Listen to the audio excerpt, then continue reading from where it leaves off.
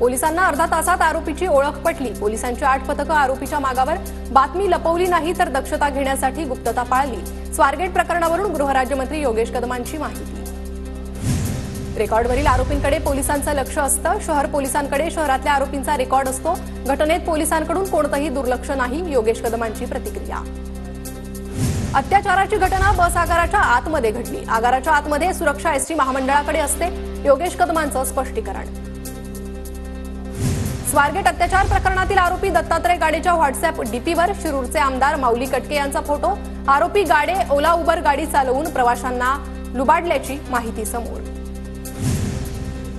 स्वारगेटमधील घटनेचा उपमुख्यमंत्री शिंदे आढावा घेणार। परिवहन मंत्री प्रताप सरनाईक शिंदेच्या भेटीसाठी दाखल। प्रताप सरनाईक मुक्तगिरी निवासस्थानी दाखल। स्वारगेट प्रकरणातला आरोपी मूळचा शिरूरमधील गुनाट गावचा। घराला कुलूप, दत्तात्रय गाडे सकाळी घरी येऊन गेल्याची स्थानिकांची माहिती। आरोपी राजकीय पक्षाशी संबंधित आहे का? एका मंत्र्याच्या मुलाचं विमान परत आणतात, मात्र मुलीवर अत्याचार केलेला आरोपी सापडत नाही। स्वारगेट बस स्थानकातील घटनेवरून अंबादास दानवेंची टीका। महाराष्ट्रात शिवशाही संपली आणि पेशवाई आली आहे, मुख्यमंत्री काय कारवाई करणार याकडे आमचं लक्ष। पुणे अत्याचार प्रकरणानंतर यशोमती ठाकूरांची टीका।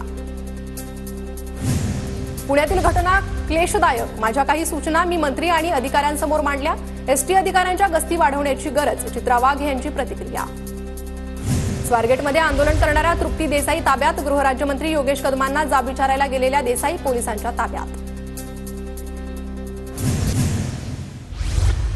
स्वारगेट प्रकरणातील आरोपीची माहिती देणाऱ्याला 1 लाखाचं बक्षीस। डीसीपी स्मार्तना पाटील यांची माहिती। आरोपी दत्तात्रय गाडेशी संबंधित 10 जणांची पोलिसांकडून चौकशी।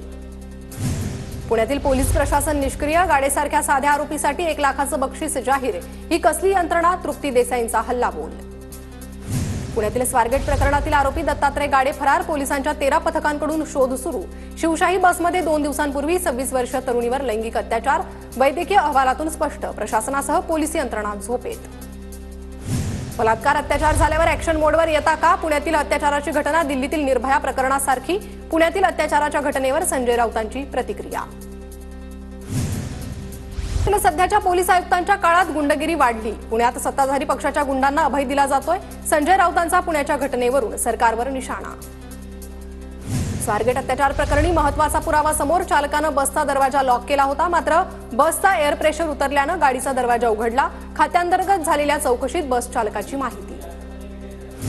स्वारगेटमधील घटनेविरोधात स्त्री मुक्ती लीगचं आंदोलन। आरोपीला तत्काळ अटक करा आणि कारवाई करण्याची मागणी। चौथीत शिकत असणाऱ्या विद्यार्थिनीसोबत शिक्षकाचं गैरवर्तन। पुण्याच्या शिरूर तालुक्यातील जिल्हा परिषद शाळेतील घटना। संशयित शिक्षकावर पॉक्सो अंतर्गत गुन्हा दाखल।